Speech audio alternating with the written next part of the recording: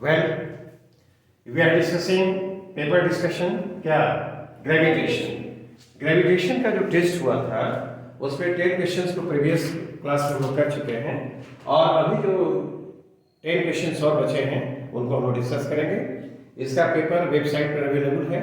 yes, नहीं, website का मालूम है ना? yes, sir. einsteinacademy.live उस पर पेपर अपीयर है, उस पर रखा गया है और उसका सोल्यूशन भी है Yes, sir. और ये डिस्कशन भी जाएगा।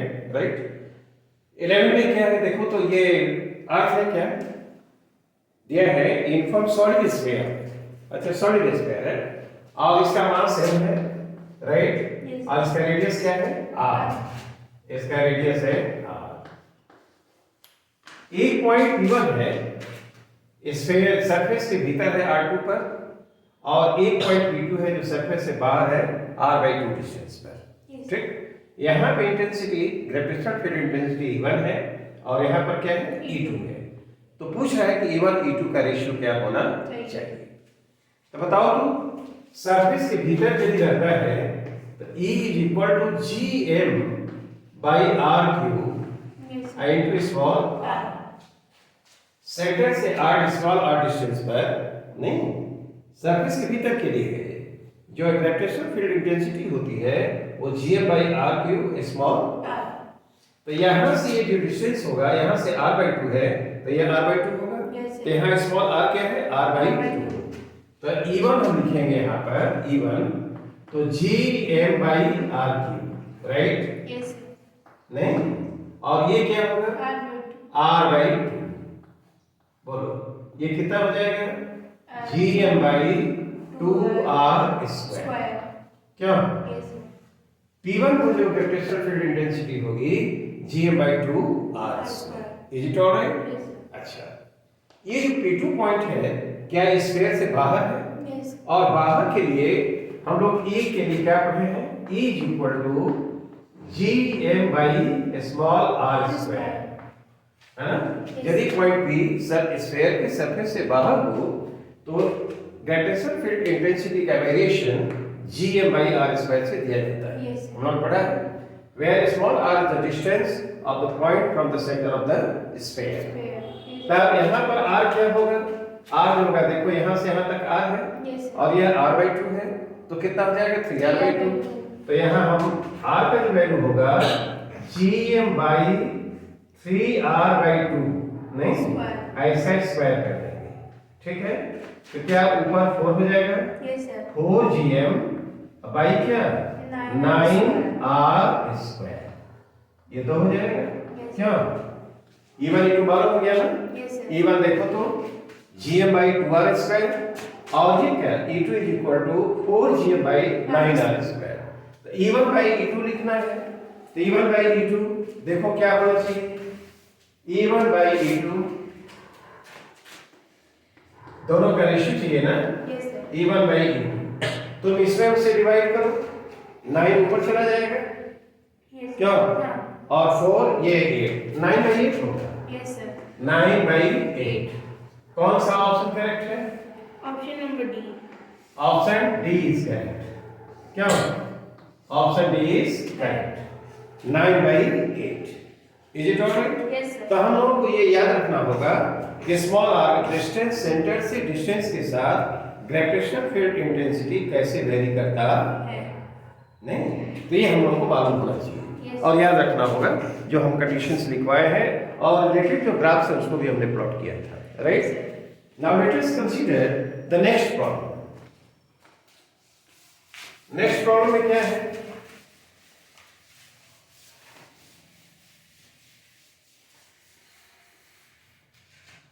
नेक्स्ट में देखो तो 12 में क्या है?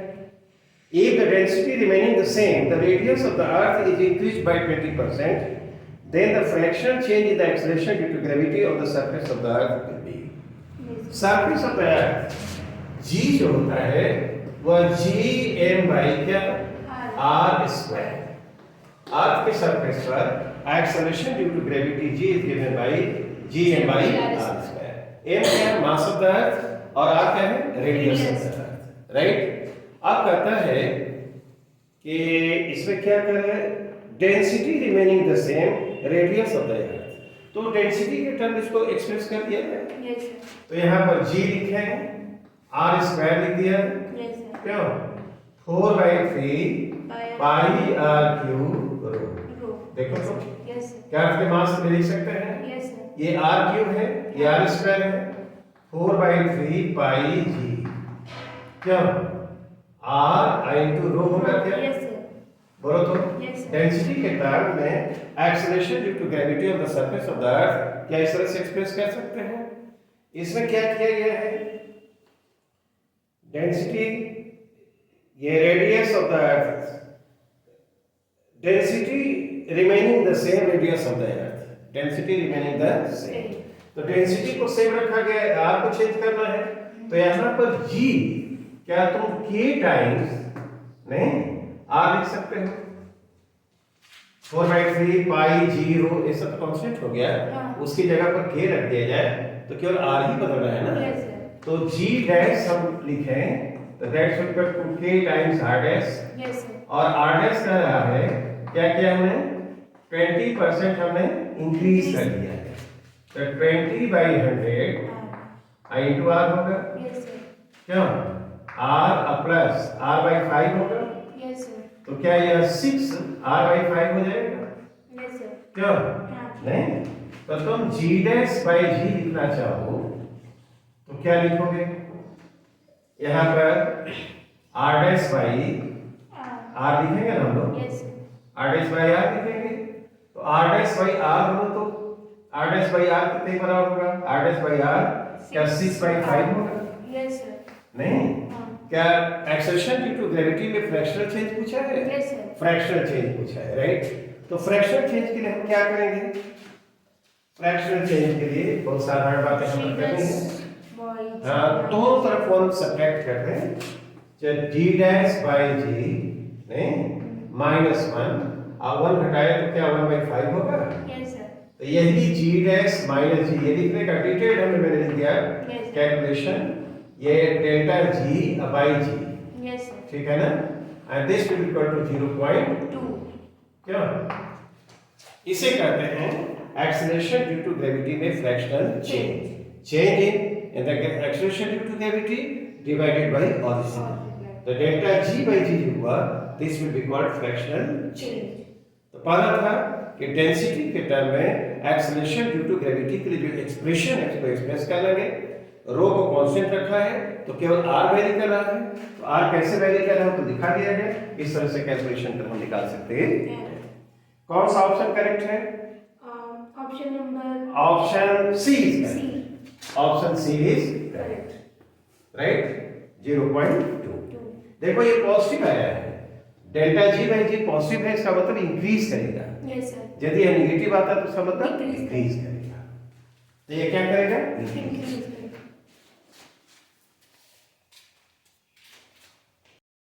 Problem number 13, right. 13 में देखो तो क्या कर रहा है, 13 में है weight of a body at A height r, अर्थ के सरफेस से r हाइट पर एक बॉडी का वेट क्या है, w, ठीक है ना। तो कहता है कि the weight of this body at A depth r/2 from the surface of the Earth, तो सरफेस ऑफ द अर्थ से c एक पॉइंट है जो r/2 नीचे है, तो यहाँ पर उसका वेट क्या होगा, ये ऑप्शंस दिया है, निकालना है।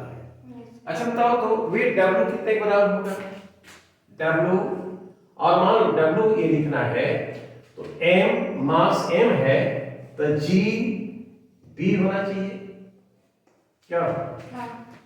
Yes, sir. नहीं, m g b, g b क्या है, g b acceleration due to gravity at the point B. हाँ. तो देखो तो m g लिखे और r हाइट के लिए हम लोग r square by r plus h, तो r का होल स्क्वायर क्या ऐसा हमने पढ़ा है, Yes, sir. नहीं, हाँ. h हाइट पर जाने पर acceleration due to gravity equal to g r square by r plus h का होल स्क्वायर, h की जगह यहाँ पर क्या है, r है, तो मैंने ऐसे लिख दिया। तो ये देखो तो कितने के बराबर आएगा, क्या 4 आ जाएगा, mg/4 होगा क्या, Yes, sir. बोलो। Yes, sir. देखो ये w b पर जो वेट होगा that should be equal to mg by 4. Clear. अब देखो यहाँ पर C पर जो एक्सेलरेशन ड्यू टू ग्रेविटी है वह कितना होता है 1 minus h by r I into g, Into G. Yes, sir. जहाँ g का acceleration due to gravity of the surface of the Earth. तो यहाँ पर देखो तो 1 माइनस h की जगह क्या है r by 2 है, r by 2 है, हाँ, yes, sir. r by 2 IAR है, यहाँ g लिखेंगे तो यह g by क्या होगा 2, g by 2 होगा। तो यहाँ पर वेट लिखना होगा, मान लो कि w डैश है तो वह कितना होना चाहिए mg by 2, क्या ये होना चाहिए w डैश जो है वह mg by 2, ठीक। अब इसको लिखे हम लोग तो क्या यहाँ पर 2mg बाई ऐसे 4 लिख सकते हो क्या, नीचे को 2 से मल्टीप्लाई कर दिया। हाँ। अब पूछो ऐसा क्यों किया है, mg by 4 w है ना, हाँ। तो यहाँ पर 2 टाइम्स क्या w लिख सकते हैं, हाँ, yes, नहीं, हाँ, yes, sir. यहाँ पर जो वेट होगा है ना, यहाँ पर के वेट का क्या होगा 2 टाइम्स होना चाहिए, ठीक है ना। Yes, sir. Is there some option? Yes, option number 3. C is correct. C जो ऑप्शन है वो क्या होगा करेक्ट होगा। तो देखो यह याद रखना होगा कि सरफेस से ऊपर जाने पर और सरफेस से नीचे जाने पर एक्सेलरेशन ड्यू टू ग्रेविटी में वेरिएशन किस तरह होता है। ऊपर जाने पर कैसे होता है, तो देखो तुमको पता है g लिखेंगे ऊपर जाने पर g भी, तो क्या है बताओ तो r square by r plus h का I इंटू g। ये g क्या है acceleration due to gravity of the surface of the Earth. और नीचे जाओगे तो उसके लिए क्या है 1 minus h by r into g। ये जो ऊपर जाने पर कैसे वेरी करता है, सरफेस से नीचे जाने पर कैसे वेरी करता है, ये हमको याद होना चाहिए। Then you can do. Is it alright? Yes, sir.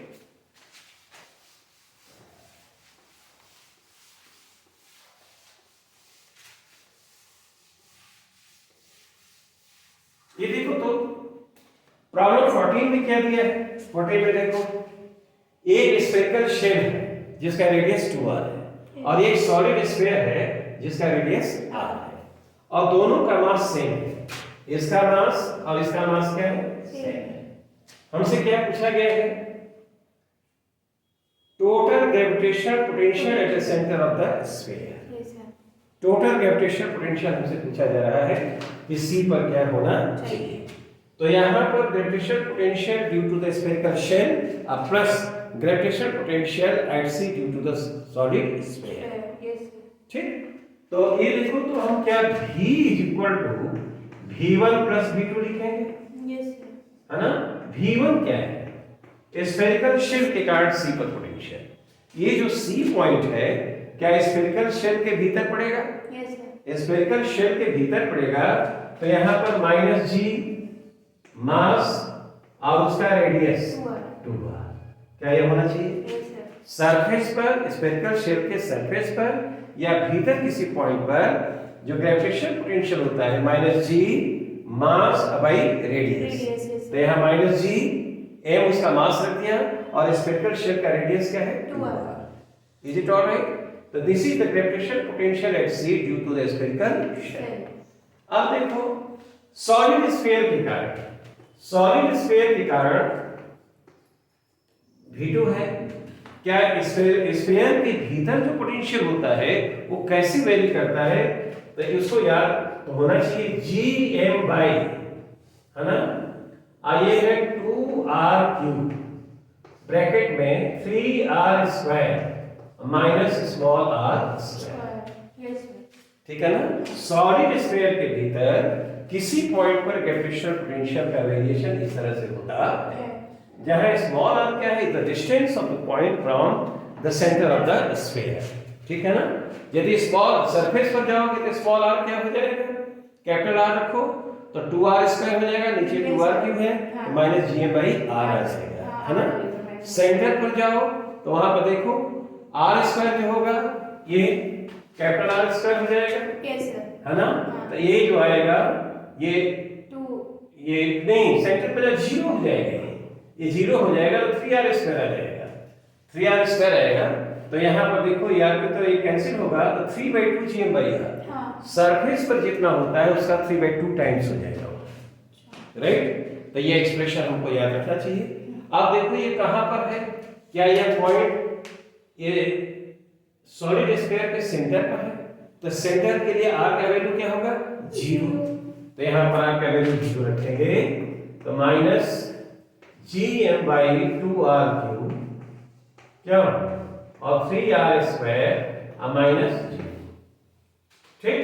Yes sir ये आ जाएगा minus 3GM/2r square, 2r square 2r 2r r square है ना, यस सर ये इतना होना चाहिए। यस सर तो देखो यहाँ पर सॉलिड स्फीयर के कारण इसके सेंटर पर जो पोटेंशियल होगा वह इतना होना चाहिए, यस सर और स्फेरिकल शेल के कारण यहाँ जो होगा वह इतना होना चाहिए, यस सर ठीक। तो टोटल पोटेंशियल पूछा है तो क्या दोनों का सम हो जाएगा, yes sir V = V1 + V2, yes sir क्यों, तो V1 + V2, तो इसको सम करो तो देखो तो माइनस GM/2r है ये, यस सर है ना, और माइनस वो क्या है माइनस 3GM/2r है, ये कितना आ जाएगा माइनस 2GM/r आएगा क्या, यस सर हैं हाँ माइनस 2GM/r ये होना चाहिए। कौन सा ऑप्शन है, option B is correct, yes sir option B is correct, option B is correct, right. तो हम लोग क्या किए हैं, स्फेरिकल शेप के कारण निकाल दिया है और सॉलिड स्फीयर के कारण निकाल दिया है, और दोनों को सम कर दिया है, yes sir right. Is it alright, yes sir लेकिन इसमें जो रिलेशंस हमको याद होना चाहिए, क्या रिजल्ट्स हैं वो याद होना चाहिए। चाहिए जब तक ये रिजल्ट्स याद नहीं रहेंगे तो हम निकालना थोड़ी शुरू करेंगे, यस सर ये सब हमको याद होना चाहिए, तब हम सीधे सीधे उसमें रख देते हैं। अब प्रॉब्लम 15 को बोलो तो 15 में क्या दिया है, अच्छा particles of equal mass m are placed at the vertices of an equilateral triangle of side A. The configuration is changed to the अच्छा इतना triangle to a the work done by अच्छा इस तरह से है ये, देखो ये triangle है, ये equilateral triangle है, और इसका साइड क्या है A है, और vertices पर equal masses placed है ना, और प्रत्येक का मास क्या है, ये देखो ऐसे है, यस सर इसके कॉन्फ़िगरेशन को चेंज किया जाता है, और कॉन्फ़िगरेशन जो चेंज किया गया तो देखो इस तरह से इसको कर दिया गया, इक्विलैटरल ट्रायंगल का जो साइड है वो क्या कर दिया गया, ऐसे बना दिया गया। यस सर यहाँ पर मास जो है वो तो पहले जैसा वही है, एम m और n, ठीक ऐसे है। तुम क्या करो कि ये जो कॉन्फ़िगरेशन है इसकी ग्रेविटेशनल पोटेंशियल एनर्जी निकालो। E देखो तो क्या है, पहला तो इसके साथ देखो तो माइनस GM² बाई क्या, दो पार्ट के सम और पोटेंशियल एनर्जी जानना हो तो minus Gm1 * by small r, m1 m2 masses हैं और small r the separation between the particles.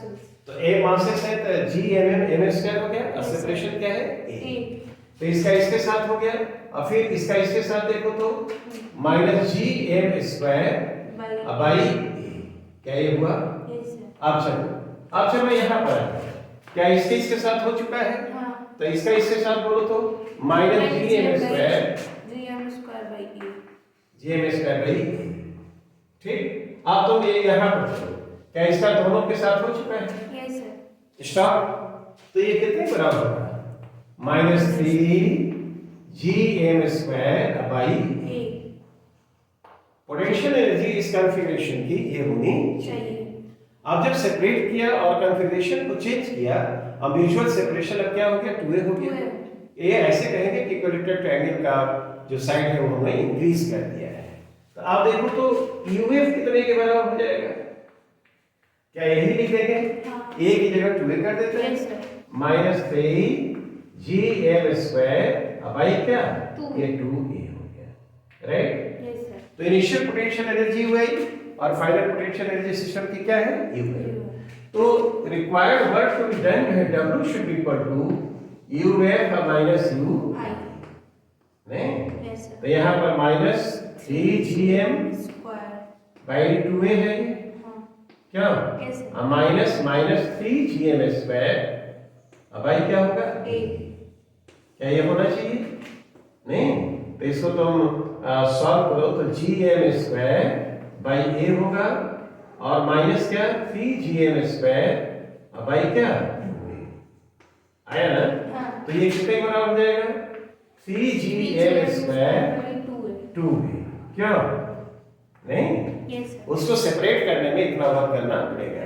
देखो वो एक दूसरे को अट्रैक्ट करेंगे, हम उसको उसके अगेंस्ट फोर्स लगा करके सेपरेट करेंगे, तो मेरे द्वारा जो बर्डन होगा वो पॉजिटिव होना चाहिए। तो देखो ये 3GM स्क्वायर बाई 2A. क्या कोई ऑप्शन है, हाँ, option number C. Option number C, C is correct, option C is correct. Correct. Is it alright, Yes, sir. ठीक। Now let us consider the next problem. Problem है 16। 16 को देखो क्या है, Satellite. Satellite? Geography of the satellite. अच्छा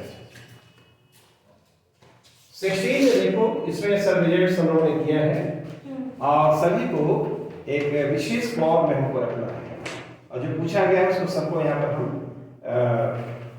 कर देते हैं। रिजल्ट याद ही होना चाहिए।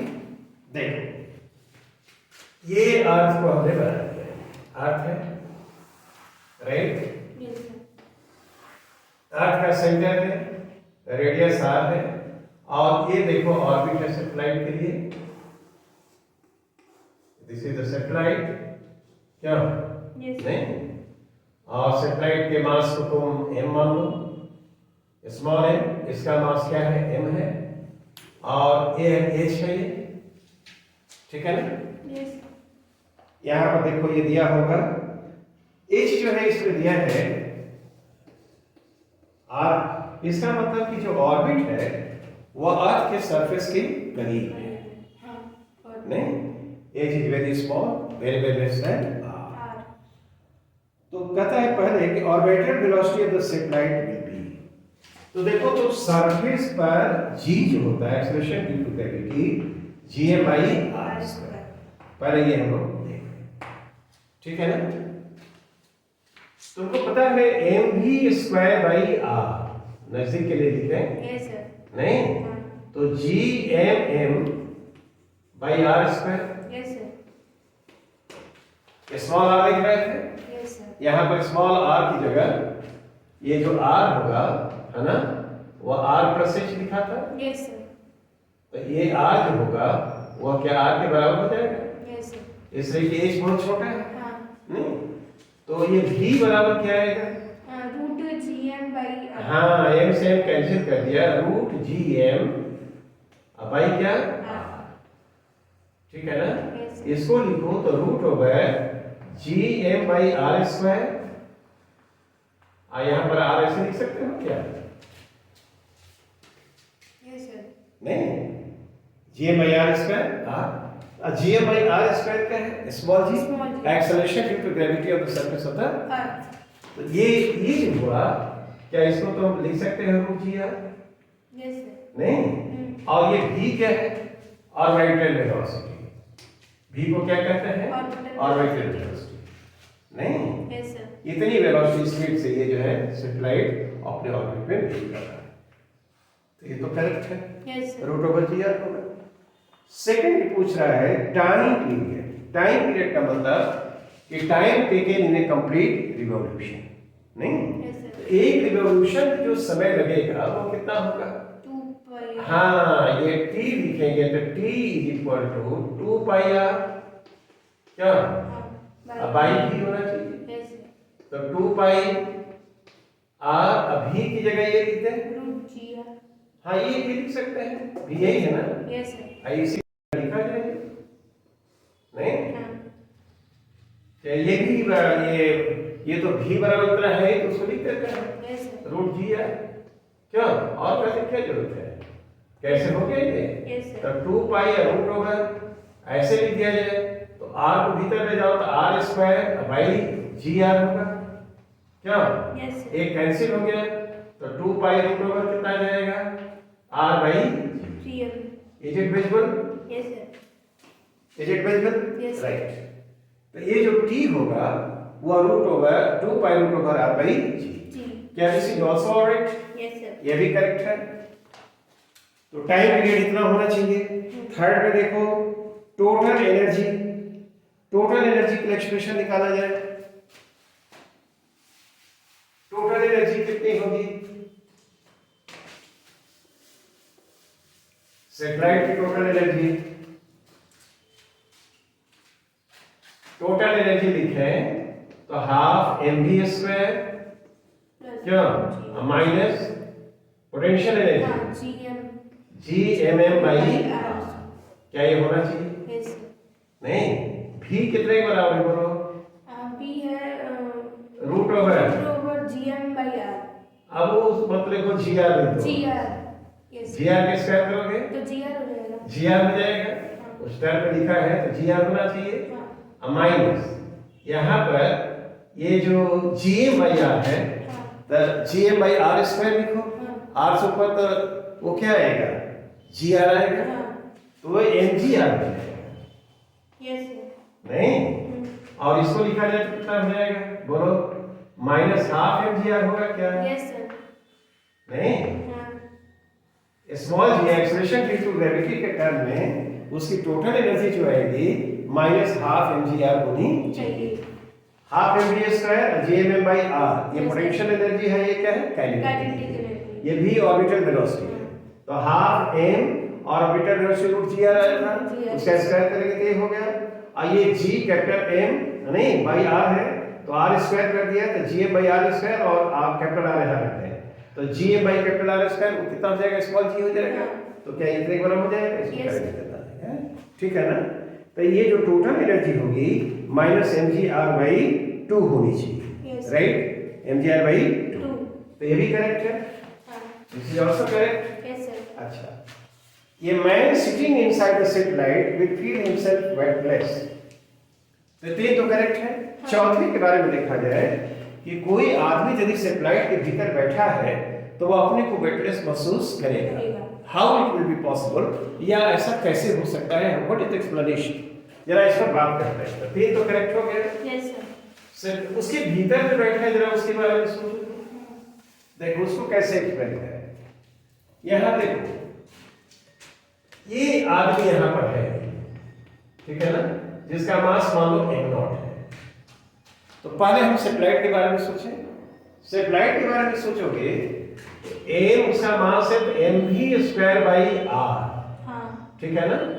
r लिखते हैं स्मॉल r लिखा yes, sir. राइट। हाँ, तो gmm बाई r स्क्वायर कैसे लिखते हैं? yes, sir. यहाँ पर r जो है r प्लस h है हाँ, इस तरह से एक्सप्लेन करते हैं। ऑर्बिट का रेडियस है स्मॉल r तो mv सैटेलाइट का मास m है तो सैटेलाइट सर्कुलर पाथ में मूव कर रहा है नहीं तो centripetal force mv square by r जो होगा वो ग्रेविटेशनल फोर्स के द्वारा प्रोवाइडेड होगा तो gmm बाई r स्क्वायर क्या एक्सप्रेशन बनेगा? ठीक है इसको यहीं पर रहने दो। तो ये v स्क्वायर बाई r लिखना होगा तो क्या यह gm by R square. r square ये एक्सप्रेशन हमारे पास एक है आई इसको यहाँ पर छोड़ दिया गया राइट। Yes, sir. ठीक है अब देखो late us consider the motion of the man sitting inside the satellite. Yes, sir. Satellite के भीतर जो है आदमी बैठा हुआ है उसका मास क्या है? m0 है M0. तो वह भी तो इसके साथ साथ सर्कुलर पाथ पर घूम रहा है Yes, sir. हैं? तो इस पर जरा विचार करो तो आदमी जो बैठा है उस पर कौन कौन फोर्सेस एक्ट कर रहे हैं? सैटेलाइट पर तो उसका इधर जो फोर्स लगेगा एक फोर्स तो ग्रेविटेशनल फोर्स लगेगा हाँ, एक और normal दूसरा हाँ reaction. नॉर्मल रिएक्शन का फोर्स लगेगा Yes, sir. Due to the wall of the satellite. हाँ, तो ये ऊपर लग रहा है और ये नीचे नीचे। तो F और माइनस n ना this will be the related force towards the centre of the Earth. तो यहाँ पर हम लिखेंगे F और माइनस n क्या आइए क्या होगा m0 v square by r। R। ठीक है ना। सैटेलाइट के भीतर बैठा हुआ जो आदमी है उसका मास m0 है, वेलोसिटी तो v हुई, तो क्या सेंट्रीपिटल फोर्स a होगा Yes। और ये इतने के बराबर होना चाहिए। Yes sir। तो n जो रिएक्शन का फोर्स होगा that will be equal to f minus क्या m0 v स्क्वायर बाई क्या f क्या है gravitational force acting on the man due to the Earth, तो वह बराबर लिखोगे तो gm m0 by small r square, ठीक है ना, minus m0 v square by क्या। तो मैं काम करो m0 को बाहर करो, तो m0 बाहर कर दिया n इज इक्वल टू, तो m0 को बाहर करेंगे तो क्या होगा gm by small r square minus v square by r। देखा। तो यहाँ पर आ जाओ, जो बॉक्स में मैंने लिखा है v square by r equal to g by r square, तो ये ब्रैकेट वाली क्वांटिटी जीरो होगी कि नहीं है, m0 है ना, और ये जीरो, ये क्या होगा जीरो। इसका मतलब कि इसके भीतर जो बैठा हुआ आदमी है उस पर रिएक्शन का जो फोर्स होगा वो जीरो होगा, और जब रिएक्शन का फोर्स जो जीरो होगा तो अपने को कैसा वेटलेस महसूस करेगा। इसका मतलब कि सैटेलाइट के भीतर बैठा हुआ जो आदमी है अपने को वेटलेस महसूस करेगा। तो क्या इसमें चारों जो हमारे इन्फरेंसेस है करेक्ट है। Yes sir। तो ऑप्शन क्या बनेगा, all the Option statements A, A B and C D are correct, ठीक है ना, Yes। सभी के सभी करेक्ट हैं, राइट। Yes sir। इसको बंद करो, गुड। प्रॉब्लम 17, नहीं इसमें देखो ये दो स्फेयर्स हैं, एक का मास 9m है और दूसरे का क्या है 4m है। देयर आइडेंटिकल इन शेप, इसका रेडियस r है और उसका भी रेडियस r है, दोनों के सेंटर के बीच का सेपरेशन क्या है 10r है। एज्यूम करो ऐसे, एक पार्टिकल को यहां से from the surface of this sphere, larger जो ये बड़े मास वाला जो स्फीयर है वहां से प्रोजेक्ट करते हैं, कहता है कितनी मिनिमम वेलोसिटी से इसको प्रोजेक्ट किया जाए जिससे वह इसके सरफेस पर पहुंच जाए। तो इसका कॉन्सेप्ट ये है कि यह प्रोजेक्ट करेंगे और जैसे ही इसके फील्ड में एंटर करेगा वह इसके फील्ड के कारण अपने आप यहां से इस पर चला जाएगा। तो first we have to seek the point where resultant field is equal to 0। इसके कारण फील्ड यहां पर होगा, इसके कारण भी फील्ड होगा, इसके कारण भी फील्ड होगा टुवर्ड्स लेफ्ट होगा, इसके कारण फील्ड का डायरेक्शन टुवर्ड्स राइट होगा। तो दोनों फील्ड मैग्नीट्यूड के बराबर हो और डायरेक्शन अपोजिट हैं तो नेट फील्ड क्या होगा 0 होगा। तो पहले देखते हैं कि P एक पॉइंट है जहां पर रिजल्टेंट फील्ड 0 के बराबर है और उसका डिस्टेंस यहां से C1 से कितना है x है, ठीक है ना, C1 से उसका डिस्टेंस x है, तो यहां से डिस्टेंस कितना होगा 10r माइनस x, ठीक है, ये होना चाहिए, राइट। आप देखो तो एक काम किया जाए, इसके कारण फील्ड कितना होगा gm 9m by x square, बड़े वाले स्फीयर के कारण यहां पर जो बड़े वाले पर बड़े मास के वाले के कारण फील्ड जो होगा g9m बाई x स्क्वायर, और इसके कारण बोलो g4m और डिस्टेंस कितना 10r माइनस x का क्या ये होना चाहिए, ठीक। दोनों फील्ड का मैग्नीट्यूड इक्वल है और डायरेक्शन अपोजिट है, तो रिलेटेड फील्ड 0 है तो ये बात होनी चाहिए। तो एक काम किया जाए, क्या 9 into 10r माइनस x का whole square should be equal to 4x square, क्या तो ये 90 आएगा क्या ये नहीं, इसका स्क्वायर रूट कर दिया जाए, स्क्वायर रूट करो तो क्या हो जाएगा 3 और 10 माइनस x और ये जो होगा 2x होगा, ऐसे होगा, दोनों तरफ स्क्वायर रूट ले लिए जाते हैं, तो ये अब इसके बराबर क्या हो जाएगा ये 30 minus 3x is equal to 2x, तो 30 इज इक्वल टू क्या आएगा 5x, तो x जो आएगा वो क्या आएगा 6r क्या है। हाँ 10 की जगह R छूट गया, मतलब 10 R आ रहा है ना, 9। हाँ ये 10 आ है ना, हाँ ये यहाँ पर 10 आ रही छूट गया है, तो 30 आ होना चाहिए ना हाँ क्या? हाँ तो ये x कितने बराबर हो गया? 6R। 6 आ जाएगा, राइट। तो आप ये बताओ 6 आ हुआ, तो यहाँ से डिस्टेंस हमारा निकल गया, कितने बराबर होगा? ये डिस्टेंस कितना हो जाएगा? ये 4 आ हो जाएगा, हाँ ठीक है। आप देखो x हमने निकाल लिया 6 आ होना चाहिए। अब ये काम किया जाए कि ये जब इसको प्रोजेक्ट करेंगे तो यहाँ पर इसकी टोटल एनर्जी लें और यहाँ जाते जाते उसकी वेलोसिटी 0 हो जाएगी, और जैसे ही ये ओवरशूट करेगा, इसके फील्ड में इंटर करेगा, वैसे ही अपने आप इसके सरफेस पर चला जाएगा। तो हमको इसको प्रोजेक्ट करके केवल P पर भेज देना है। P पर भेज देंगे और यहाँ से ओवरशूट जैसे ही करेगा वो चला जाएगा।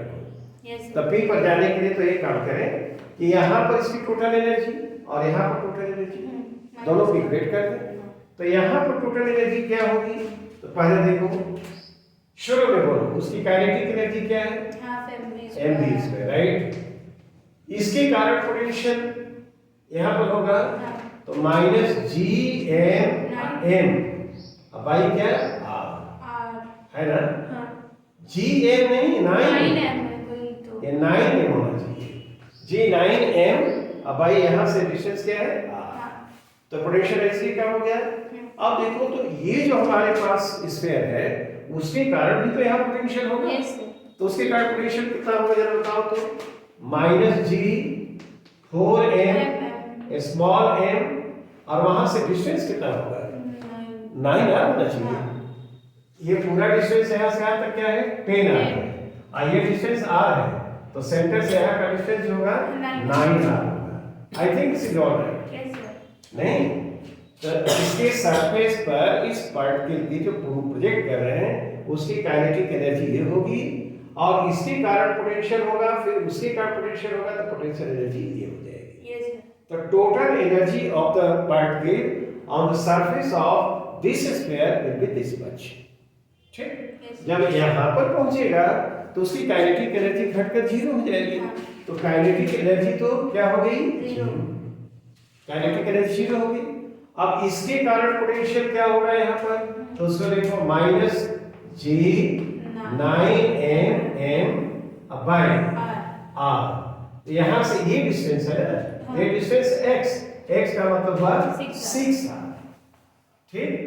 उसके कारण पोटेंशियल क्या हो गया जी 4 एम स्मॉल एम हाँ बाई 4 आर होना चाहिए, 4 आर। अब देखो ये ऐसे हुआ, ठीक है ना। अब इस इक्वेशन को सॉल्व कर हम v का वैल्यू निकाल सकते हैं, ठीक है ना। तो v का वैल्यू तुम लोग निकाल ही लिए हो, v का वैल्यू कैसे आएगा, v का वैल्यू सॉल्व करो, v का value should be equal to, है ना, सॉल्व करो वो क्या होना चाहिए, v इक्वल टू ये 5/3 √2/5 ये कितना है 5 GM by R, है ना। इसका रेशो पावर हाफ है क्या, हाफ होना चाहिए, आएगा तो इतना आएगा। ये वैल्यू इसका तो सॉल्व करे वैल्यू इसमें के बराबर आना चाहिए, तो जो ऑप्शन दिया हुआ है कि k टाइम्स नहीं 5 GM by R, ठीक है ना, इसका 1/√2 है दिया है, जहां पर जो k एक फ्रैक्शन है तो k का वैल्यू 5/3 होना चाहिए, k एक फ्रैक्शन है और उसका वैल्यू क्या होना चाहिए 5/3, तो कौन सा ऑप्शन होगा, option number B, option B is correct, ठीक है। तो क्या एक्सप्लेनेशन क्लियर है, yes sir, is explanation clear. यहाँ पर टोटल एनर्जी और फिर यहाँ पर टोटल एनर्जी निकालें, यहाँ पर जब जाएगा तो उसकी वेलोसिटी 0 हो जाएगी, इतने से फिर कहा जाए कि यहाँ पहुंचकर उसकी वेलोसिटी 0 हो जाए, जैसे ही ओवरशूट करेगा उसके फील्ड के कारण उसके सरफेस पर चला जाएगा। This is the basic concept, right. Total energy conservation हमने इसमें लगाया है। I think this explanation is clear. Now let us consider the next problem.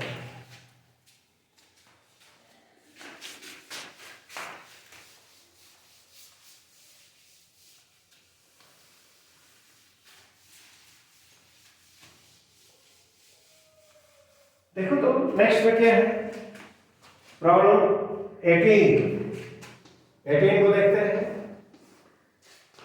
Three particles of equal mass m are moving on a circular path of radius r under mutual gravitational attraction, है ना? तो प्रत्येक की velocity क्या है, यही है। तो इसको इस तरह से सोचो,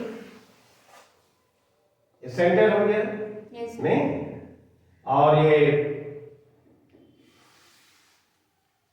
इस तरह से हम लोग बना लेंगे।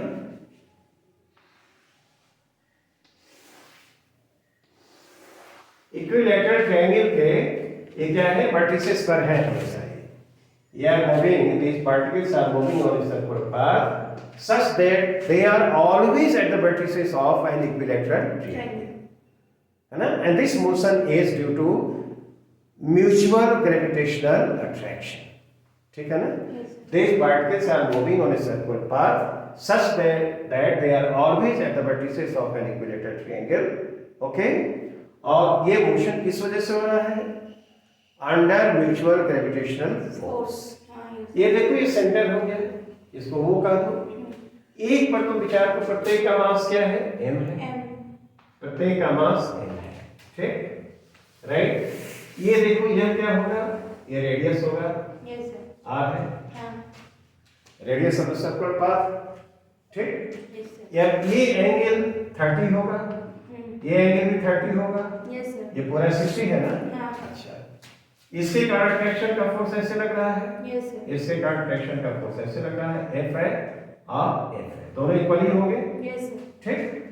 अभी बताओ तो जब सर्कुलर पाथ पर मूव कर रहा है तो सेंट्रीपिटल फोर्स होगा, और कौन सेंट्रीपिटल फोर्स देगा, तो देखो F जो फोर्स लगा, F इधर जो कंपोनेंट होगा, है ना, F cos 30, और फिर ये F cos 30, क्यों, दोनों मिलकर सेंट्रीपिटल फोर्स देंगे, ठीक।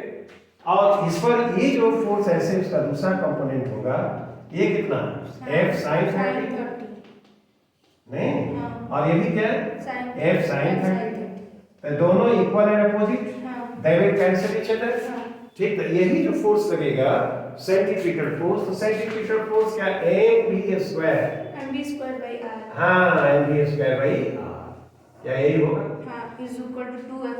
हाँ ये होना चाहिए 2f cos 30, ठीक है ना। तो 2f, f को हम लिखेंगे अभी, cos 30 का वैल्यू क्या होगा, √3/2, तो क्या √3 टाइम्स f होना चाहिए, नहीं, ये होना चाहिए। अब f कितने के बराबर होगा ये जानते हैं, तो f इक्वल टू बोलो gm²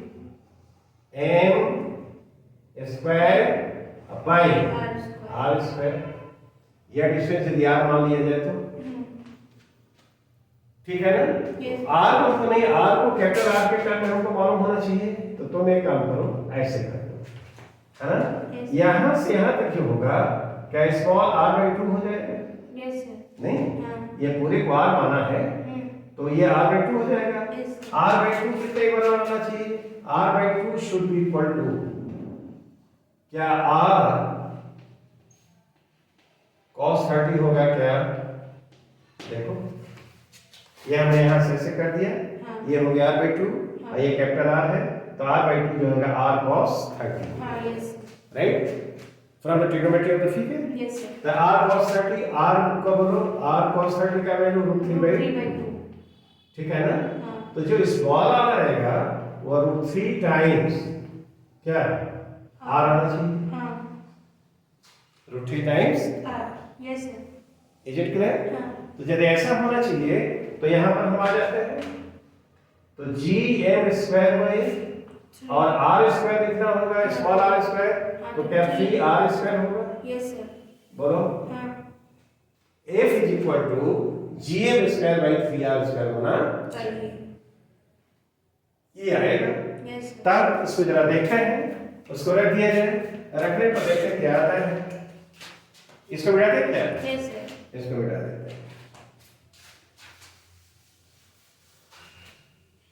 उसमें रख दो mv² by capital R should be equal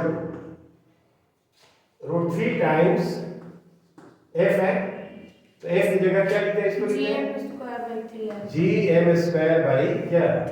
3r² नहीं, हाँ। तो एक r तो यहाँ से गायब हो गया यस सर। है, हाँ। ये m भी यहाँ से गायब हो गया, तो v² should be equal to क्या? √3gm। हाँ, तो ये हम ऐसे करें क्या, gm ऊपर लिखते हैं और √3 ऐसे नीचे लिख देते हैं, r कैसा होगा? हाँ √3। हाँ यस सर। हैं? हाँ। तो ये ऑप्शन किस फॉर्म में दिया हुआ है? के अच्छा, तो k के टर्म में, फिर ऐसे कर देते हैं, वो पहले जैसा था वैसे रहने देते हैं, इसको तो रहने दो √3 बाई 3 नहीं, तो v should be equal to root over ऐसे √3 टाइम्स क्या gm बाई क्या 3r, कैसा होगा? Yes sir. तो इसको ये जो दिया है इसमें ये √3 ऊपर दिया है ना, यस सर। तो ये ऐसे दिया हुआ है, तो ये जो आंसर हमारा दिया हुआ है रूट ओवर बोलो √3 टाइम्स gm बाई kr दिया है, यस सर। हैं? हाँ। ये दिया है, तो k की जगह क्या है? 3, तो k इक्वल टू 3। कौन सा ऑप्शन सही होगा? Option number B. Option number B is correct, B is correct, ठीक है ना? Yes. क्या इस तरह से हम इसको समझ सकते हैं? Right. Question number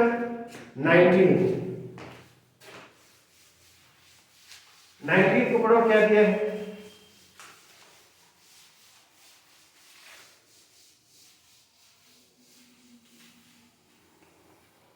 G is increased to 10 times. हाँ, ये इसमें दिया है एक मास ऑफ द सन वे 10 टाइम्स, सन के मास को बढ़ा दिया गया, gravitational constant g where 10 times उसको बढ़ा दिया गया, g को 10 टाइम्स कर दिया गया, g बढ़ाकर क्या कर दिया गया? 10 टाइम्स g कर दिया गया, ठीक है ना? Yes sir. तब कहता है कि क्या क्या बातें होंगी, स्टेटमेंट्स दिए गए हैं। देखो पहले तो ऐसा यदि करेंगे हम लोग तो सन के मास का कोई हाँ ठीक है, is it all right? Yes sir. अच्छा बताओ, तो सरफेस पर ये g का जो वैल्यू होगा वह कितने बराबर होगा? GM/r²। gm/r², ठीक है ना? तो अब यदि gm अर्थ का मास सेम है, रेडियस सेम है, यदि एक्सेलरेशन ये यहाँ पर g यूनिवर्सल ग्रेविटेशनल कांस्टेंट, इसको क्या करता है? Universal gravitational constant. Universal gravitational constant, तो जाहिर नहीं तो लग रहा है कि g यदि बढ़ा दिया जाए तो ये g जो होगा बढ़ जाएगा, है ना? ये स्मॉल g का वैल्यू क्या होगा? बढ़ जाएगा। तो यदि यह बढ़ जाता है तो walking on the ground will become, है ना, ACD इसमें तो ये g का वैल्यू बढ़ जाएगा, तो walking on the ground will become more difficult. It is all right? नहीं, हम ज्यादा उसी महसूस करेंगे ना। Yes sir. Acceleration due to gravity on the Earth will not change, नहीं चेंज कर चेंज जाएगा। कर जाएगा। एक्सेलरेशन ड्यू टू ग्रेविटी जो हुआ g/r² होता है, g यदि 10 टाइम्स हो गया तो acceleration due to gravity of the surface of the Earth will increase, yes sir. है ना? अब कहता है नॉट इंक्रीज, मतलब बी इनकरेक्ट है, हाँ। ठीक? Rain drops will fall much faster, जब g का वैल्यू होगा तो वेलोसिटी तो बढ़ती जाएगी, Yes. है? तो रेन ड्रॉप्स की जो वेलोसिटी होगी मच फास्टर, बहुत ज्यादा हो जाएगी। देखो जब एक्सेलरेशन ड्यू टू ग्रेविटी भी 10 टाइम्स हो जाएगा ना। उसके बाद देखो airplanes will have to travel much faster, this is also correct. तो हम लोग का करेक्ट कौन सा है? A C D, ये करेक्ट है और B जो है इनकरेक्ट है। Yes sir. वो कह रहा है कि एक्सेलरेशन ड्यू टू ग्रेविटी नहीं चेंज करेगा, नहीं, acceleration due to gravity will change, Yes. ये तो सरफेस पर 10 टाइम्स हो जाएगा, ठीक? तो इसका आंसर क्या होना चाहिए? डी। तो इसमें डी में है कि statements A C and D are correct. B is incorrect. Incorrect. Now let us consider the problem number 20. Yes. क्या है वो? If the sun and the planets carried huge amount of opposite charges, which of the following inferences will be क्या? Be true? Will not be true. हाँ। all the three Kepler's laws will be valid. Only the third law will be valid. The second law will not change. The first law will be valid. देखो उसमें ऐसा है, इसको इस तरह से सोचो,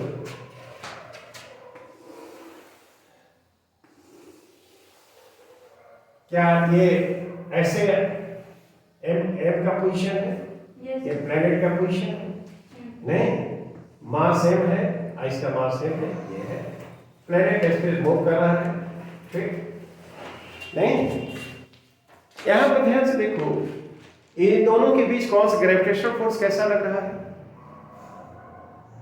अट्रैक्शन का फोर्स है। Attraction का force. ये gravitational force is attractive force. यदि दोनों पर इक्वल एंड अपोजिट चार्जेस दे दिए जाए, है ना, तो अगेन एक फोर्स लगेगा, वो अट्रैक्शन का फोर्स होगा, हाँ. ठीक? तो जो प्लैनेटरी मोशन का जो रूल है, जो लॉज है, उनमें कोई चेंज नहीं होगा. हाँ. ठीक है ना? Yes, sir. फोर्स का नेचर वही रह जाएगा, राइट? Yes, sir. और फोर्स का जो लॉ है वो भी तो जैसे दो फोर्सेस के जो लगता है ग्रेविटेशनल फोर्स, वो भी 1/r² के अंदर वेरी करता है, और जो इस पर चार्जेस देंगे उनके बीच जो फोर्स लगेगा वो भी 1/r² के अंदर वेरी करेगा, Yes, sir. ठीक है ना? तो इसमें जो होगा कोई चेंज नहीं होना चाहिए। प्लैनेटरी मोशन के जो लॉ हैं सभी के सभी वैलिड होंगे। वजह क्या होगी कि उस पर इक्वल एंड अपोजिट यदि चार्जेस दिए जाते हैं तो जो फोर्स होगा again that will be attractive, Yes, sir. और उसके वह भी कैसा फोर्स है, 1/r² के अनुसार ही वेरी करता है, ठीक? तो ऐसा होने पर जो केपलर्स प्लैनेटरी लॉज हैं, all the laws will be valid, उनमें कोई चेंज नहीं होगा। तो कौन सा ऑप्शन करेक्ट होना चाहिए? Option number A. Option number A will be correct, ठीक? देयर वेयर 20 क्वेश्चंस, ठीक है ना? Paper is available on the website, Yes. Right? You can see the paper and just this discussion is complete now. I think all the discussions are clear. Yes, sir. Good. Thank you. That's all. Thank you, sir.